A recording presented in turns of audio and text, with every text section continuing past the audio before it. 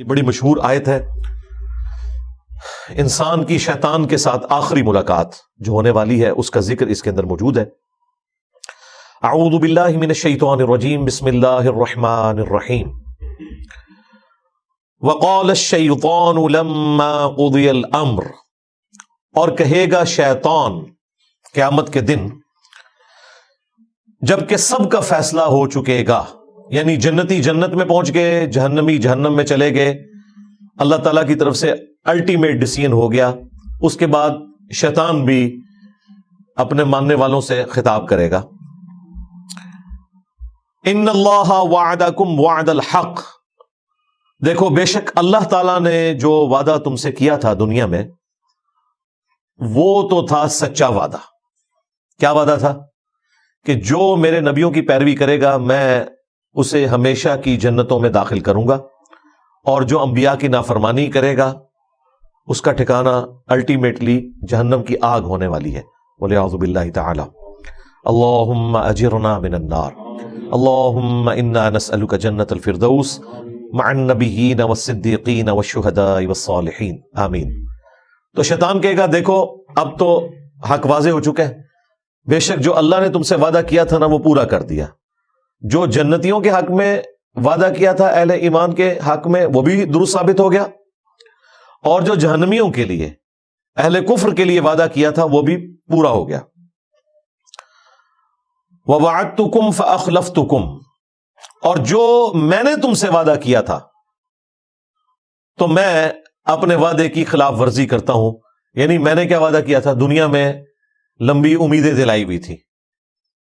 ایک تو ڈائریکٹلی وہ لوگ ہیں جو شیطان کی عبادت کرنے والے لوگ ہیں، ایک وہ جو اہل ایمان میں سے ہوں یا اللہ کے ماننے والے ہیں، ان کو بھی شیطان لمبی امیدیں دلاتا ہے کہ ابھی کافی زندگی پڑی ہے، اللہ کے راستے پہ آ جاؤں گا ایک نہ ایک دن، اور یوں انسان دنیا سے اچانک اچک لیا جاتا ہے، اور اس کی زندگی میں وہ لمحہ نہیں آتا کہ جب وہ واقعتاً اللہ تعالیٰ کا تابع فرمان ہو کر زندگی کو بسر کرے۔ تو یہ شیطان جو ہے وہ جھوٹے وعدے اس کو دلاتا ہے۔ ایک اور وعدہ جو شیطان دلاتا ہے کہ اللہ تعالیٰ بڑا غفور رحیم ہے، معاف کر دے گا، at the end of the day اس نے سب کو چھوڑ دینا ہے۔ دیکھو کوئی ماں اپنے بچے کو جہنم میں نہیں پھینک سکتی، تو یہ کیسے ہو سکتا ہے کہ اللہ تعالیٰ اپنے بندوں کو جہنم میں پھینکے؟ یہ تو اللہ تعالیٰ کی رحمت کے بھی خلاف ہے۔ یہ بھی شیطان نے جھوٹے وعدے دلائے ہوئے۔ یہ جھوٹے اور فراڈ پہ مبنی وعدے اس لیے ہیں کہ اس طرح کی کوئی تعلیم اللہ تعالیٰ کی طرف سے اپنی کتابوں میں یا اپنے پیغمبروں کے ذریعے انسانیت تک نہیں پہنچائی گئی۔ قرآن کا مقدمہ تو بالکل ڈیفرنٹ ہے، اور جو لوگ پہلی دفعہ قرآن کو پڑھتے ہیں ترجمے کے ساتھ اپنی نیٹو لینگویج کے اندر، وہ کہتے ہیں یہ تو کتاب بات ہی کچھ اور کر رہی ہے، اس کا کانفیڈنس لیول ہی بہت ہائی ہے، اور بالکل اسٹریٹ فارورڈ کتاب ہے، کوئی لگی لپٹی بات نہیں، ڈائریکٹلی ہے کہ مانو گے بچ جاؤ گے، نہیں مانو گے تو مارے جاؤ گے۔ لیکن شیطان پھر جو غلط امیدیں لوگوں کو دلاتا ہے، اور یہ امید کبھی وہ شخص نہیں اس کے پیچھے چلے گا، اس جعلی اور جھوٹی امید کے پیچھے، جس نے قرآن پڑھا ہوا ہے، الا یہ کہ کوئی آنکھیں بند کر لے، ورنہ قرآن کا مقدمہ بالکل ون سائیڈڈ ہے۔ قرآن پڑھنے والا کبھی بھی اس رزلٹ پہ نہیں پہنچے گا کہ اللہ تعالیٰ نے سب کو چھوڑ ہی دینا ہے۔ قرآن میں جو اللہ تعالیٰ کا مزاج بیان ہوا ہے وہ تو سختی والا ہے، سیدھی سی بات ہے، وہاں تو آپ کہیں بھی باطل کو داخل نہیں کر سکتے۔ بالکل 2+2=4 والی بات ہوئی ہے کہ مانو گے تو جنت ملے گی، نہیں مانو گے تو جہنم میں جاؤ گے۔ یہ تھوڑی بہت جو گنجائشیں نکلتی ہیں وہ بھی احادیث میں نکلتی ہیں، وہ بھی کسی درجے میں۔ جو پبلک کے اندر دین چل رہا ہے وہ نہ قرآن میں ہے نہ حدیث کے اندر موجود ہے۔ تو یہ شیطان جو لمبی لمبی امیدیں دلاتا تھا، تو شیطان کہے گا کہ میں نے بھی دنیا میں تم سے وعدہ کیا تھا، تو آج میں وہ ٹروتھ ریویل کر رہا ہوں کہ لو جی میں تو مکر گیا جے اپنے وعدے تو، وہ تمام جھوٹی امیدیں جو میں نے تمہیں دلائی ہوئی تھی آج میں اس کے خلاف چلتا ہوں۔ انہی امیدوں میں سے ایک امید یہ بھی ہے کہ جو کچھ بھی ہے تیرے محبوب کی امت سے۔ اب یہ باتیں کیا صحابہ کرام کو آل البیت کو نہیں پتہ تھی؟ لیکن ان کی زندگیاں تو خوف خدا سے عبارت ہیں۔ خود اللہ کے محبوب صلی اللہ علیہ وآلہ وسلم نے جس سختی کے ساتھ اپنی امت کو سمجھایا ہے وہ تو بالکل ون سائیڈڈ مقدمہ ہے۔ بخاری مسلم دونوں میں حدیث ہے، اللہ کے محبوب صلی اللہ علیہ وآلہ وسلم نے فرمایا دیکھو اپنے مال کی زکوٰۃ ادا کرنا، اللہ کا حق جو ہے وہ دینا، مال غنیمت میں خرد برد نہ کرنا، بیت المال کے اندر بےایمانی نہ کرنا. ایسا نہ ہو کہ قیامت کے دن تم میں سے کسی شخص کی گردن پہ اونٹ سوار ہو اور وہ چیخ رہا ہو اغثنی یا رسول اللہ، یا رسول اللہ میری مدد فرمائے، میں تمہارے کچھ کام نہیں آؤں گا، میں نے جو کچھ بتانا تھا تمہیں دنیا میں بتا دیا.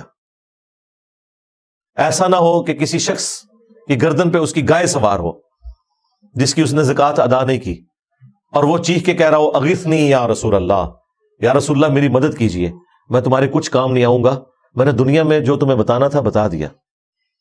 پھر نبی اسلام نے مختلف چیزیں گنوائیں، کسی کی گردن پہ بکری سوار ہو. آپ حیران ہوں گے، جب ہم میٹرک میں پڑھتے تھے تو ہم نے یہ بیج لگایا ہوتا تھا اغثنی یا رسول اللہ، یا رسول اللہ میری مدد فرمائے. اور جس حدیث سے یہ جملہ نکالا ہوا ہے اس حدیث میں تو یہ کہ یا رسول اللہ میری مدد فرمائے، اور رسول اللہ کیا کہیں گے؟ میں نے دنیا میں جو بتانا تھا وہ بتا دیا. بالکل الٹ چل رہا ہے معاملہ. پھر بخاری مسلم میں وہ مشہور زمانہ حدیث، جب اللہ تعالیٰ نے قرآن میں سورہ شعراء میں فرمایا نا کہ اپنے قریبی رشتہ داروں کو ڈر سناؤ، تو نبی اسلام نے ایک ایک رشتہ دار کو بلایا. اے نبی کے چچا عباس، میرے مال سے جو لینا ہے لے لے، اگر اللہ کے حضور پکڑا گیا تو میں تیرے کچھ کام نہیں آؤں گا. اے نبی کی پھوپھی صفیہ، میرے مال سے جو لینا ہے وہ لے لے، اگر اللہ کے حضور تو پکڑی گئی تو وہاں میں تیرے کچھ کام نہیں آؤں گا. اے نبی کی بیٹی فاطمہ، میرے مال سے جو لینا ہے وہ لے لے، یعنی دنیا میں اس کا مالک ہوں، لیکن اگر اللہ کے حضور تو پکڑی گئی تو میں تیرے کچھ کام نہیں آؤں گا. حالانکہ سیدہ فاطمہ ڈیفینیٹلی جنتی عورتوں کی سردار ہیں. بیسیکلی ان کو سینٹرڈ کر کے ہمیں بتایا جا رہا تھا کہ اگر کوئی فراڈیا آپ کو یہ کہے کہ میرے سلسلے میں بیعت ہو جاؤ، میں تمہیں جنت میں اپنے ساتھ لے کے جاؤں گا، تو آپ نے سمجھ لینا ہے کہ ایک کہانی ہے. بالکل، اس لیے نبی اسلام نے یہ بتایا. پھر صحیح مسلم میں حدیث ہے، جسے اس کے عمل نے پیچھے چھوڑ دیا اس کا نسب اسے آگے نہیں لے کے جا سکتا. ہاں اگر جس کے اعمال درست ہیں پھر اسے فائدہ ہو سکتا ہے نسبت کا. پھر حسن و حسین ہی جنتی نوجوانوں کے سردار ہے، نبی اسلام کی بیٹی ہی جنتی عورتوں کی سردار ہے، لیکن یہ صرف نسبت کی وجہ سے نہیں ہے، اعمال بھی ایسے. دوسری طرف حضرت نوح علیہ السلام کا بیٹا، نسبت کوئی کام نہیں آئی کیونکہ اس کے عمل نے اس کو پیچھے چھوڑ دیا. تو شیطان قیامت کے دن اعلان کر دے گا جو میں نے دنیا میں تم سے وعدہ کیا تھا نا، میں تو آج اعلان برات کر رہا ہوں تم سے. یعنی دیکھیں اینڈ ٹائم پہ آ کے وہ دھوکہ دے جائے گا. ہمیں تو ویسے دنیا میں ہی پتا ہے، اور یہ اللہ تعالیٰ کی شفقت ہے کہ اس نے اس دنیا میں آخرت کی فلم چلا دی ہے. یعنی یہ ہونے کے بعد اگر پتہ چل رہا ہو تو انسان کہے گا کاش مجھے دنیا میں پتہ چل جاتا نا تو میں اپنا راستہ درست کر لیتا. تو سرکار دنیا میں پتہ چل چکا ہے، پیپر آؤٹ ہو چکا ہے، اس کے جوابات بھی بتا دیے گئے ہیں. صرف پیپر نہیں آؤٹ ہوا، جواب بھی بتا دیے گئے. اب کوئی شخص خود ہی بدبخت ہے کہ وہ پیغمبروں کا راستہ چھوڑ دے اور شیطان کے راستے کے اوپر چلے. ابھی تو جناب ذرا اگلے الفاظ سنیں، وما کان لی علیکم من سلطان، اور مجھ میں تو ایسی کوئی قدرت نہیں تھی تمہارے معاملے میں کہ میں تم پر کوئی زور زبردستی کر سکتا، الا ان دعوتکم، سوائے اس کے کہ میں تمہیں دعوت دیتا تھا. لیں جی یہ مقدمہ بھی بالکل کلیئر ہے کہ جو لوگ دنیا میں کہتے ہیں کہ ہم سے شیطان نے یہ کام کروایا اور اس کی پلی لیتے ہیں، کیا خود ہوتا ہے. شیطان نے اس حوالے سے تو کروایا ہوتا ہے کہ وہ دعوت دیتا ہے، اس حوالے سے شیطان نے نہیں کروایا ہوتا کہ وہ زبردستی کرواتا ہے. یہ ذہن میں رکھیے گا، وہ صرف دعوت دیتا ہے. وہ تو یوسف علیہ السلام نے بھی کہا تھا کہ شیطان نے میرے بھائیوں اور میرے درمیان جدائی کر دی، لیکن یوسف علیہ السلام کے کہنے کا مقصد یہ نہیں تھا کہ میرے بھائی بے قصور ہیں، نہ، انہوں نے معافی مانگی ہے، دعوت دی شیطان نے. ظاہر شیطان نے تو دعوت دینی ہے. تو یہاں پر واضح ہے کہ شیطان قیامت کے دن کہے گا کہ مجھے تم پر کوئی زور نہیں تھا سوائے اس کے کہ میں تمہیں صرف بلاتا تھا برائی کی طرف. اور دنیا میں اچھائی کی طرف بلانے والے لوگ اور وہ سگنلز زیادہ آتے ہیں آپ کی زندگی میں ایز کمپیئر ٹو برائی کے. اگر آپ لسٹ ڈاؤن کریں اپنے بچپن سے لے کے جوانی تک، ماں باپ، رشتہ دار، ٹیچرز، دوست، احباب، زیادہ تر لوگ آپ کو اچھائی کی طرف بلا رہے ہوتے ہیں. وہ لوگ بھی جو خود برائی پہ چل رہے ہوتے ہیں نا، وہ بھی آپ کو اچھائی کا ہی درس دے رہے ہوتے ہیں. تو سگنلز تو وہاں سے بھی آ رہے ہوتے ہیں. یہ تو انسان کی اپنی مرضی ہے نا کہ وہ اچھا سگنل لیتا ہے یا برا سگنل لیتا ہے. تو شیطان صرف دعوت دیتا تھا دنیا میں, زور کوئی نہیں تھا. اس کو میں ایک مثال سے سمجھاتا ہوں اکثر, کہ اگر زمین و آسمان کے سارے شیاطین مل کے سب سے بڑے بے نمازی کو بھی نماز پڑھنے سے روکنا چاہیں, اور دوسری طرف گورنمنٹ کی طرف سے اناؤنسمنٹ ہو جو مسجد کی پہلی صف میں جماعت سے نماز ادا کرے گا اسے $1000 دیے جائیں گے, دوسری صف والے کو $500, تیسری صف والے کو $300, تو سارے شیاطین مل کے بھی ایک بے نمازی کی نماز نہیں چھڑوا سکتے. پھر وہ شیطان کا زور کہاں چلا گیا؟ اس میں بھی شیطان دعوت دے رہا ہوگا, لیکن جب انسان کو اپنا نفع نقد نظر آ رہا ہے نا, تو شیطان تشائی کوئی نہیں سرکار, جدو نفع نقد نظر آ جائے. تو اللہ کے جو کمیٹڈ بندے ہیں, اللہ کے اولیاء ہیں, اللہ کے نیک بندے ہیں, اللہ کا خوف رکھنے والے لوگ ہیں, انہیں آخرت بھی نقد نظر آ رہی ہوتی ہے اپنے سامنے, اس لیے وہ اس طرح کے گناہوں سے بچ جاتے ہیں, برائی کے اعمال سے بچ جاتے ہیں, اور نیکیوں پہ ان کو استقامت نصیب ہو جاتی ہے. اس کا سائملٹینیس کنٹراسٹ, اگر گورنمنٹ یہ اناؤنسمنٹ کرے کہ جس نے فجر کی نماز جماعت سے نہ پڑھی اسے 15 منٹ کے لیے ایک گرم تندور میں الٹا لٹکایا جائے گا دنیا کے اندر ہی, پھر بھی آپ دیکھیں کوئی شخص سستی کا شکار نہیں ہوگا. اگر واقعی ایسا ہو جائے, آپ اپنے ملکوں میں دیکھ لیں, یہاں کے بگڑے ہوئے لوگ جب یورپ اور امریکہ میں جاتے ہیں کوئی قانون کی خلاف ورزی نہیں کرتے, انہیں پتا ہے یہاں پہ سگنل توڑنے کے اوپر اتنا بڑا جرمانہ ہے, اور وہاں 15-20 سال گزارنے کے بعد پاکستان میں جیسے ہی لینڈ کرتے ہیں تو فوراً یہاں پہ قانون توڑنا شروع کر دیتے ہیں. دنیا میں بھی ہم نے دیکھ لیا کہ جب چیک ہوتا ہے نا آپ کے اوپر فزیکل چیک, پھر یہ انٹلیکچوئل جو چیک ہے یہ خود بخود ختم ہو جاتا ہے. جو مرضی آپ کو برائی کی طرف ابھارے آپ وہ برائی نہیں کریں گے. تو شیطان بھی قیامت کے دن کہے گا مجھے تم پر کوئی زور نہیں تھا.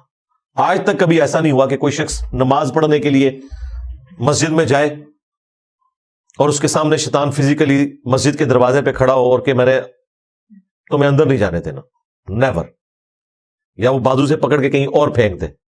ایسا کبھی بھی نہیں ہوگا, اسے زور ہی کوئی نہیں ہے. اور یہ بھی نہیں ہوگا کہ اذان کی آواز سن کر آٹومیٹکلی آپ کے قدم مسجد کی طرف چل پڑے. ہاں, وہ اللہ نے آپ کو اختیار دیا ہوا ہے, اسی کے بدلے آپ کو جنت ملنے والی ہے. اتنا آسان کام ہوتا تو پھر ٹیسٹ تو ختم ہو جاتا, پھر جنت اور دوزخ والا معاملہ تو ختم ہو جاتا. بخاری مسلم میں حدیث ہے, اللہ تعالیٰ نے جنت کو ناگوار چیزوں سے ڈھانپ رکھا ہے اور دوزخ کو خوشگوار چیزوں سے ڈھانپ رکھا ہے. یعنی جنت تک پہنچنے کے لیے آپ کو ناگوار چیزوں کا سامنا کرنا پڑے گا, نمازوں کی مشقت, غسل کی مشقت, روزوں کی مشقت, حلال اور حرام میں تمیز کرنے کی مشقت, یہ ساری ناگوار ہے طبیعت کے اوپر چیزیں. اور جہنم کو اللہ تعالیٰ نے خوشگوار چیزوں سے ڈھانپ رکھا ہے, یعنی تمام شہوات,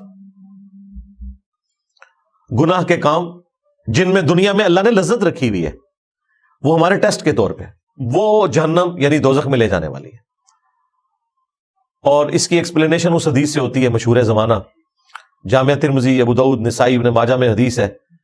حضرت جبرائیل علیہ السلام کو اللہ تعالیٰ نے فرمایا جب جنت کو پیدا کیا کہ جا کے جنت کو دیکھ کے آؤ. جب وہ واپس آئے انہوں نے کہا یا اللہ مجھے نہیں لگتا کہ کوئی شخص تن من دھن نہیں لگا دے گا اس جنت میں پہنچنے کے لیے, کوئی ایسا شخص نہیں ہوگا, سارے کے سارے اس جنت کے لیے کوشش کریں گے. پھر اللہ تعالیٰ نے جنت کو ناگوار چیزوں سے ڈھانپ دیا اور حضرت جبرائیل علیہ السلام سے کہا کہ اب ذرا جنت کو دیکھو جا کے. انہوں نے جب دیکھا نا کہ جنت تک پہنچنے کے لیے یہ ہرڈلز عبور کرنی پڑیں گی, مشقتیں اٹھانی پڑیں گی, حلال اور حرام میں تمیز کرنی پڑے گی, واپس آئے تو اللہ تعالیٰ نے فرمایا کہ سنا. انہوں نے کہا یا اللہ مجھے نہیں لگتا کہ کوئی شخص جنت میں پہنچنے میں کامیاب ہوگا, جتنا مشکل ٹیسٹ رکھتی ہے. پھر اللہ تعالیٰ نے جہنم کی طرف بھیجا, واپس آئے, پوچھا, ان کا یا اللہ کون بدبخت ہوگا جو اس جہنم کے لیے کوشش کرے گا, مجھے تو نہیں لگتا کہ کوئی شخص ایسا عمل کرے کہ جہنم تک پہنچ جائے. پھر اللہ تعالیٰ نے جہنم کو یعنی دوزخ کو شہوات سے, خوشگوار چیزوں سے ڈھانپ دیا, ان کی لذتوں سے, لیکن ہے حرام کام. پھر اللہ تعالیٰ نے فرمایا اب جا کے جہنم کو دیکھ. جب دیکھا انہوں نے کہا کہ مجھے نہیں لگتا کہ کوئی شخص بچ سکے گا, کسی نہ کسی طریقے سے پہنچ جائے گا اس جہنم کے اندر. تو یہ بڑا سینسٹیو مسئلہ ہے. شیطان قیامت کے دن کہے گا کہ میرا کوئی زور نہیں سوائے اس کے کہ میں نے تمہیں دعوت دی تھی, فاستجبتم لی, پس تم نے میری دعوت قبول کر لی. یعنی دعوت مؤذن بھی دے رہا تھا اذان کے ذریعے مسجد میں, اور دل سے بھی سگنل آ رہے تھے. انسان کی اپنی انسٹنکٹ کے اندر موجود ہے, جھوٹ بولنا برا ہے, سچ بولنا اچھا ہے, یہ ہر انسان کو پتا ہے. کسی کو دھوکہ دینا برا ہے, کسی کے ساتھ خیر خواہی کرنا اچھا ہے. تو ہماری انسٹنکٹ کے اندر اللہ تعالیٰ نے اچھائی اور برائی کی تمیز رکھ دی ہے. فَأَلْهَمَهَا فُجُورَهَا وَتَقْوَاهَا. یہ جو قرآن کی تعلیمات ہیں, انبیاء اکرام کی جو وحی ہے, یہ تو نور علی نور ہے. آلریڈی ہماری انسٹنکٹ کے اندر نور موجود ہے اچھائی اور برائی میں تمیز کرنے کا. انبیاء کی دعوت کے بغیر بھی موجود ہے, لیکن یہ انبیاء کی دعوت کے ذریعے اللہ تعالیٰ نے حجت تمام کی ہے کہ کوئی شخص قیامت کے دن, سورہ النساء میں آتا ہے نا کہ ہم نے رسولوں کو, انبیاء کو اس لیے بھیجا کہ اللہ کے خلاف کوئی حجت نہ قائم کر سکے. رسولوں کے آنے کے بعد کوئی بالکل ہی گیا گزرا آدمی تھا, ہٹ دھرمی پہ اڑا ہوا تھا, اس کے لیے بھی حجت تمام ہو جائے کہ مجھے بتا دیا گیا تھا دنیا میں, تو میں نے تو صرف تمہیں دعوت دی تھی اور تم نے وہ میری دعوت قبول کر لی. فلا تلومونی, تو آج کے دن مجھے ملامت مت کرو, مجھے برا نہ کہو. ہاں, شیطان کہہ رہے ہیں میرے خلاف بھی کلپ نہیں ریکارڈ کرانا, کلپ ریکارڈ کروانا ہے تو وَلُومُوا أَنفُسَكُمْ, اپنے آپ کو ملامت کرو. وہ پنجابی میں محاورتاً بولا جاتا ہے نا, منو نہ پیٹ, اپنی جان نو پیٹ. آج مجھے ملامت نہ کرو, اپنی جان کو ملامت کرو. ما انا بمصرخکم, میں آج کے دن تمہاری کوئی فریاد نہیں سن سکتا, کوئی مشکل کشائی تمہارے ساتھ نہیں کر سکتا. وما انتم بمصرخی, اور نہ تم کوئی میری مدد کر سکتے ہو. دیکھ لیں بالکل اس نے سب کچھ چھوڑ دیا. اگر کوئی امید بھی تھی کسی شیطان کے اوپر تو وہ بھی ختم ہو گئی. یہ شیطان وہ بڑا شیطان بھی ہوگا اور اس کے جتنے چیلے ہیں وہ بھی شیاطین. ان بزرگوں کے بارے میں بھی آیا ہوا ہے سورۃ الاعراف کے اندر کہ جب کبھی بھی کوئی امت جہنم میں داخل کی جائے گی تو وہ اپنے بزرگوں کے اوپر لعنت بھیجے گی اور کہے گی اے اللہ ہمارے بزرگوں کو ڈبل عذاب دے کہ ان کی وجہ سے ہم گمراہ ہوئے. اللہ تعالیٰ فرمائے گا تم دونوں کے لیے ڈبل عذاب ہے. اور جب وہ جہنم میں پہنچیں گے تو ان کے پھر بزرگ کہیں گے ہاں بھائی کوئی فائدہ تو نہیں ہوا, دیکھو تمہارے لیے بھی ڈبل عذاب ہے. سورۃ العذاب میں بھی آیا اینڈ پہ جا کے, کیونکہ ہر آنے والا اپنے بعد آنے والے کے لیے تو بزرگ ہی ہے نا, اس کے لیے وہ غلط لیگیسی چھوڑ کے جا رہا ہے نا. انی کفرت بما اشرکتمونی, بے شک میں کفر کرتا ہوں, اس معاملے میں انکار کرتا ہوں جو تم میرے ساتھ شریک ٹھہرایا کرتے تھے من قبل, آج سے پہلے. یعنی میں اس کا بھی انکار کرتا ہوں. تم نے اپنا بیڑا غرق خود کیا. اگر تم نے مجھے شریک ٹھہرایا اللہ کے مقابلے پہ, اپنی نفسانی خواہشات کو شریک ٹھہرایا, تو میں اس سے بھی انکاری ہوں. میرا کوئی لینا دینا نہیں, میں نے تو صرف دعوت دی تھی, برائی پہ تم خود چلے. اگر تم نے اللہ کے مقابلے پہ مجھے کھڑا کیا تو مجرم تم ہو. میں اعلان برات کرتا ہوں. ان الظالمین لہم عذاب علیم, بے شک جو ظالم ہے ان کے لیے دردناک عذاب ہے. اللہم اجرنا من النار. دیکھ لیں جی, جن پہ تکیہ تھا وہی پتے ہوا دینے لگے. شیطان کے اوپر تکیہ کر کے بیٹھے ہوئے تھے, شیطان کے ایجنٹوں کے اوپر تکیہ کر کے بیٹھے ہوئے تھے, جن بزرگوں کے اوپر تکیہ کر کے بیٹھے ہوئے تھے وہ تو خود جہنم میں پہنچ گئے. تو ادھر جا کے تو اللہ ہی کی بادشاہت ہے. دنیا میں بھی اللہ کی بادشاہت ہے, لیکن دنیا میں اللہ تعالیٰ نے کھلی چھٹی دی ہوئی ہے. آخرت میں اللہ تعالیٰ نے چھٹی نہیں رکھی, پھر وہ تو ہار اور جیت کے فیصلے کا دن ہے, یوم التغابن ہے. یہ جو سورہ ابراہیم کی آیت نمبر 22, یہ آلموسٹ میں نے آدھا گھنٹہ اس کے اوپر گفتگو کی ہے, صرف اس لیے کہ یہ قرآن حکیم میں اہم ترین مقام ہے. شیطان کے حوالے سے جو مارکیٹ کے اندر عقائد اور نظریات پھیلے ہوئے ہیں نا, ایک آیت ان تمام عقائد اور نظریات کو غلط ثابت کر دیتی ہے. اکثر لوگ اپنے گناہوں کا اپنے جرائم کا وبال شیطان کے اوپر ڈالتے ہیں. یہاں اللہ تعالیٰ نے الٹیمیٹلی شیطان نے جو ٹروتھ ریویل کرنا ہے قیامت کے دن وہ دنیا میں بتا دیا ہے. اس کے باوجود اگر کوئی شخص اپنی برائی کو شیطان کے اوپر ڈالتا ہے تو وہ اپنے آپ کو دھوکہ دے رہا ہے. اس اعتبار سے تو ڈالا جا سکتا ہے کہ وہ برائی کی طرف بلانے والا ہے, وہ تو شیطان بھی ہے, ہمارا نفس بھی ہے, لیکن وہ اللہ تعالیٰ نے بیلنس کیا ہے. صحیح مسلم میں حدیث ہے کہ ہر شخص کے ساتھ اللہ تعالیٰ نے ایک فرشتہ اور ایک شیطان جن اٹیچ کیا ہوا ہے. فرشتہ اسے اچھائی کی طرف بلاتا ہے اور شیطان یعنی جن وہ برائی کی طرف بلاتا ہے. تو اللہ نے بیلنس کیا ہوا ہے. دعوت دونوں طرف سے آ رہی ہے. آپ کوئی اچھائی کا کام کریں, اندر سے آپ کو تھپکی ملتی ہے کہ بڑا اچھا کام کیا, اگرچہ آپ کو اس کے لیے مشقت بھی اٹھانی پڑے, لیکن دل سکون پکڑتا ہے کہ یار نہیں یہی کرنا چاہیے تھا, خیر ہے اللہ تعالیٰ اجر دینے والا ہے. یہ فرشتے کے ذریعے تھپکی ملتی ہے. اور اگر برائی کا کام ہو جائے تو دل جو ملامت کرتا ہے کہ غلط کام کیا, ایسا نہیں کرنا چاہیے تھا, تو فرشتہ اللہ نے ساتھ اٹیچ کیا ہوا ہے. اسی صحیح مسلم کی حدیث میں جب ایک صحابی نے جرت کر کے پوچھا یا رسول اللہ آپ کے ساتھ بھی شیطان اٹیچ ہے؟ آپ نے فرمایا ہاں میرے ساتھ بھی شیطان اٹیچ تھا, لیکن اللہ نے اسے میرا مطیع کر دیا, وہ مجھے اب نیکی کی طرف ہی بلاتا ہے. یعنی نبی علیہ السلام کے ساتھ جو شیطان اٹیچ تھا وہ مسلمان ہو گیا.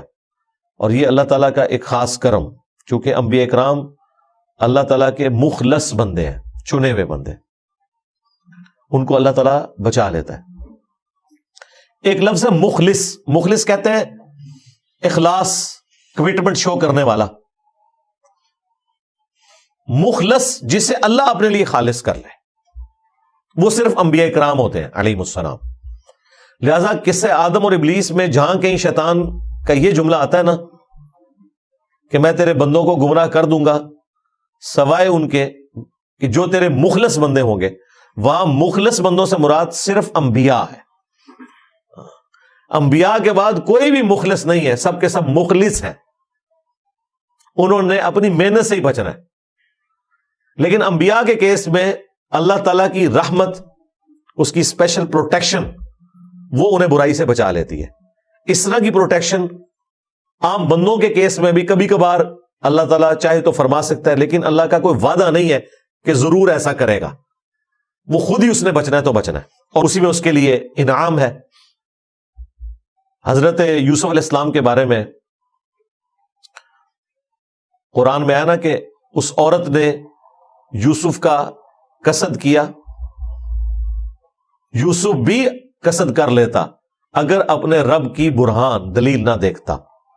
یعنی اللہ تعالیٰ نے کلیئر کر دیا کہ یوسف علیہ السلام کو ہم نے بچایا, اور پھر اس کے ساتھ آیا کہ بے شک ہمارے وہ مخلص بندوں میں سے تھے, ہم نے ان کو اپنے لیے خالص کر لیا تھا.